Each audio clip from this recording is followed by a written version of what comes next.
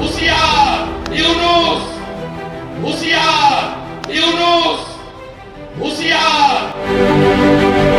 India বিজেপির বর্তমান প্রভাবশালী নেতা শুভেন্দু একটি জনসভায় ডক্টর ইউনূস ও কোটা আন্দোলনকারী সমন্বয়কদের উদ্দেশ্যে হুঁশিয়ার করে বলেন, মৌলবাদ, জঙ্গিবাদ এবং পাকিস্তানের রাজাকারদের নাতি, এদেরকে এই জিহাদি শক্তিকে যদি ধ্বংস করতে হয় তাহলে এরা যে ভাষায় কথা বললে সন্তুষ্ট হয় সে ভাষায় উত্তর দিতে হবে।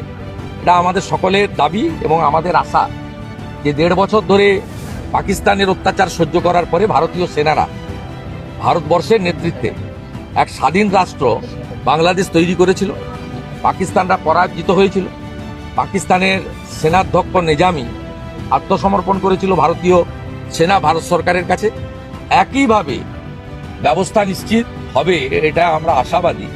তিনি আরও বলেন, শেখ হাসিনা বাংলাদেশের এখনও বৈধ প্রধানমন্ত্রী। ইউনূস ও সমন্বয়করা মুক্তিযোদ্ধা বিরোধী ও জঙ্গি বাহিনী। এরা অবৈধভাবে পেছনের দরজা দিয়ে ক্ষমতা দখল করেছে। এদের জন্য আগামীতে ফাঁসির দড়ি অপেক্ষা করছে। শীঘ্রই হাসিনা বৈধভাবেই দেশের দায়িত্ব ফেরত নেবেন। আর বৈধ প্রধানমন্ত্রী হাসিনা ওয়াজেদ, তিনি বৈধভাবেই বাংলাদেশের দায়িত্ব নিয়ে নেবেন। গণতন্ত্র, ধর্মনিরপেক্ষতা, সংবিধান, সকলের অধিকার, যা বঙ্গবন্ধু শেখ মুজিব যে রাস্তা দেখিয়েছিলেন সেই রাস্তাতেই ভবিষ্যতের বাংলাদেশ এগোবে। আমেরিকায় গণতান্ত্রিকভাবে নির্বাচিত রাষ্ট্রপতির জয়কে নিয়েও যেভাবে কিছুদিন ধরেই কটাক্ষ করছে, সব মিলিয়ে বোঝা যাচ্ছে যে পাকিস্তানপন্থী যারা একাত্তরে যারা পাকিস্তানকে সাপোর্ট করেছিল, যাদের জন্যই 30 লক্ষ বাঙালি শহীদ হয়েছে ও যাদের জন্যই কয়েক হাজার ভারতীয় সেনা প্রাণ দিয়েছে, সেই লোকেরা কোটা আন্দোলন, ছাত্র আন্দোলনের নামে পিছনের দরজা দিয়ে অবৈধভাবে দেশ চালাচ্ছে।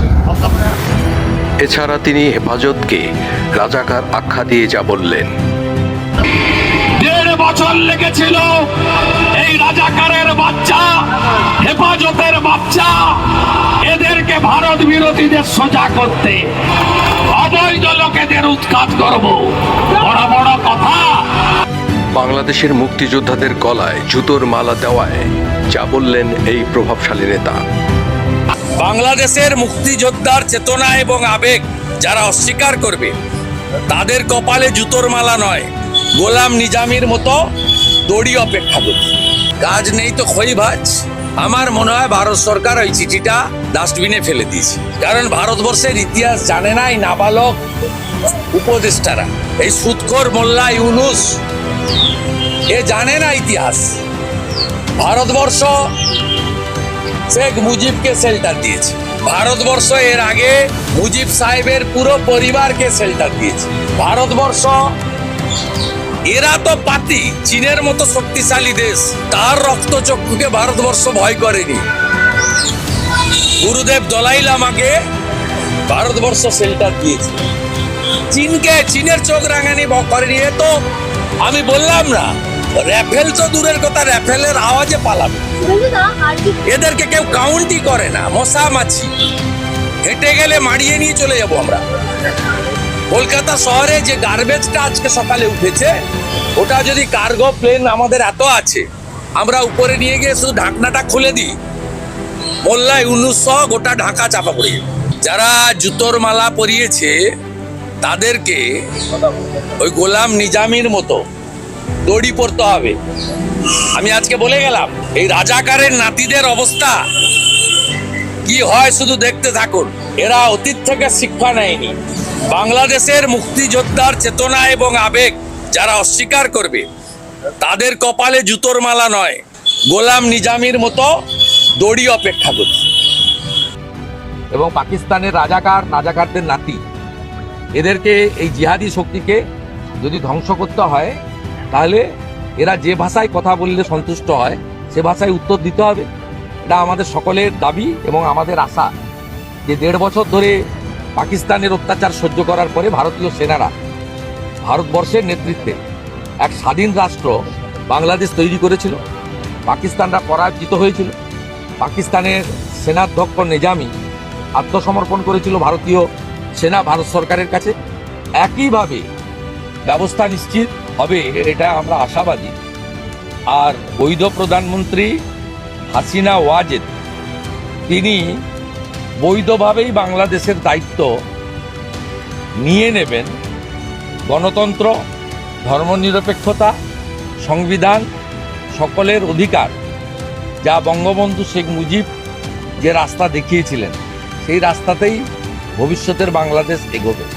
আমেরিকায় গণতান্ত্রিকভাবে নির্বাচিত রাষ্ট্রপতির জয়কে নিয়েও যেভাবে কিছুদিন ধরেই কটাক্ষ করছে, সব মিলিয়ে বোঝা যাচ্ছে যে পাকিস্তানপন্থী যারা একাত্তরে যারা পাকিস্তানকে সাপোর্ট করেছিল, যাদের জন্যই 30 লক্ষ বাঙালি শহীদ হয়েছে ও যাদের জন্যই কয়েক হাজার ভারতীয় সেনা প্রাণ দিয়েছে, সেই লোকেরা কোটা আন্দোলন, ছাত্র আন্দোলনের নামে পিছনের দরজা দিয়ে অবৈধভাবে দেশ চালাচ্ছে।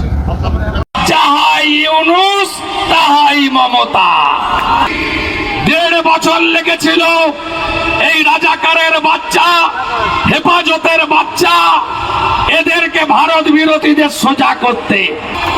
অবৈধ লোকেদের উৎখাত করব, বড় বড় কথা।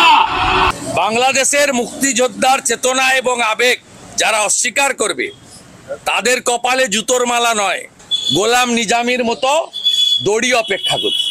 কাজ নেই তো খই ভাজ। আমার মনে হয় ভারত সরকার ওই চিঠিটা ডাস্টবিনে ফেলে দিয়েছে, কারণ ভারতবর্ষের ইতিহাস জানে না এই নাবালক উপদেষ্টারা। এই সুদখোর মোল্লা ইউনূস এ জানে না ইতিহাস। ভারতবর্ষ শেখ মুজিবকে শেল্টার দিয়েছে, ভারতবর্ষ এর আগে মুজিব সাহেবের পুরো পরিবারকে শেল্টার দিয়েছে। ভারতবর্ষ, এরা তো পাতি, চীনের মতো শক্তিশালী দেশ, তার রক্তচক্ষুকে ভারতবর্ষ ভয় করেনি। গুরুদেব দলাই লামাকে ভারতবর্ষ শেল্টার দিয়েছে, চীনের চোখ রাঙানি করেনি। এ তো আমি বললাম না, রাফেল তো দূরের কথা, রাফেলের আওয়াজে পালাবে। এদেরকে কেউ কাউন্টই করে না, মশা মাছি। হেঁটে গেলে মারিয়ে নিয়ে চলে যাব আমরা। কলকাতা শহরে যে গার্বেজটা আজকে সকালে উঠেছে, ওটা যদি কার্গো প্লেন আমাদের এত আছে, আমরা উপরে নিয়ে গিয়ে শুধু ঢাকনাটা খুলে দিই, মোল্লা ইউনূস সহ গোটা ঢাকা চাপা পড়ে যাবে। যারা জুতোর মালা পরিয়েছে তাদেরকে ওই গোলাম নিজামীর মতো দড়ি পড়তে হবে। আমি আজকে বলে গেলাম, এই রাজাকারের নাতিদের অবস্থা কি হয় শুধু দেখতে থাকুন। এরা অতীত থেকে শিক্ষা নেয়নি। বাংলাদেশের মুক্তিযোদ্ধার চেতনা এবং আবেগ যারা অস্বীকার করবে, তাদের কপালে জুতোর মালা নয়, গোলাম নিজামীর মতো দড়ি অপেক্ষা করছে। আরজিকর কাণ্ডে সেন্ট্রাল ল্যাবরেটরি যে রিপোর্টটা দিয়েছে, তাতে ঘটনাস্থলে যে সেমিনার কক্ষ, সেখানে তারা প্রশ্ন তুলেছেন, কারণ সেখানে তিলোত্তমার সঙ্গে অভিযুক্ত ধস্তাধস্তির কোনো প্রমাণ তারা চিহ্ন পায়নি। সিএফএসএল রিপোর্ট আমরা দেখেছি মিডিয়ার মাধ্যমে, জেনেছি। আমার বিশ্বাস এই মামলা তো পরিবার বা কেউ যায়নি, রাজ্য সরকারও যায়নি সুপ্রিম কোর্টে। সুপ্রিম কোর্ট কেন সুমোটো নিয়েছিলেন, যিনি নিয়েছিলেন তিনি বলতে পারবেন, আমি বলতে পারবো না। আমার বিশ্বাস বর্তমান সুপ্রিম কোর্ট যেভাবে গতিশীল হয়েছে, তাতে শুধুমাত্র রেপ মার্ডারকারী নয়, আমি পরিবারের সঙ্গে একমত, সংগঠিত চক্রান্তের বলি আমাদের এই বোন। এবং প্রত্যেকটা ক্ষেত্রে ঝাড়গ্রাম থেকে বসে রাজ্যের স্বাস্থ্য পুলিশ মন্ত্রী তথা মুখ্যমন্ত্রী তার নির্দেশে সুশান্ত রায়, অভিক দে, সন্দীপ ঘোষ, নারায়ণ স্বরূপ নিগম, অভিজিৎ মণ্ডল, ডিসি অভিষেক গুপ্তা এবং বিনীত গোয়েল, তারা প্রত্যেকটা জিনিস চেঞ্জ করেছেন। বেসিন চেঞ্জ করেছেন, পোশাক চেঞ্জ করেছেন, প্রত্যেকটা জিনিস চেঞ্জ করেছে। এবং 5 দিন ধরে এভিডেন্স ডেস্ট্রয়ের কাজ হয়েছে। যেটুকু এভিডেন্স ছিল অতীন ঘোষের নেতৃত্বে মমতা ব্যানার্জির নির্দেশে 14ই আগস্ট একটি বিশেষ সম্প্রদায়ের তৃণমূলের শান্তির ছেলেরা আরজিকর ভেঙে চুরে তছনছ করে জুনিয়র ডাক্তারদের হোস্টেলের ভিতর ঢুকিয়ে দিয়ে বাকি যা যা ছিল মমতা ব্যানার্জির ইচ্ছা পূরণ করেছে। এবং সিপিকে কেউ না ডাকা সত্ত্বেও রাত্রি 12টায় গেছেন। 2:30টার সময় সিপি বিনীত গোয়েল ফেস টাইমে ফোন করে মমতা ব্যানার্জিকে বলেছেন গেম ইজ ওভার।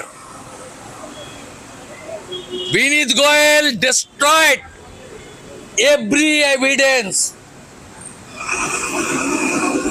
আজ না হোক কাল এর পরিণতি খারাপ।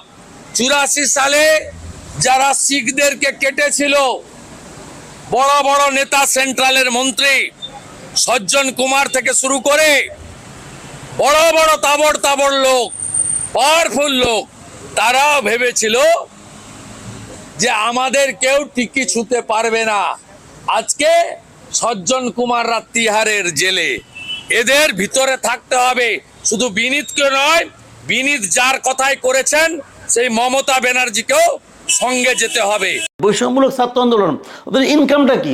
রূপায়ণ টাওয়ারে তারা পুরো একটা ফ্লোর নিয়ে অফিস বানাইছে। ইনকামটা কি আপনারা বুঝান আমারে? -2 যে আগে ছিল 111 সময়, এখনো -2 একটা প্রজেক্ট চলছে।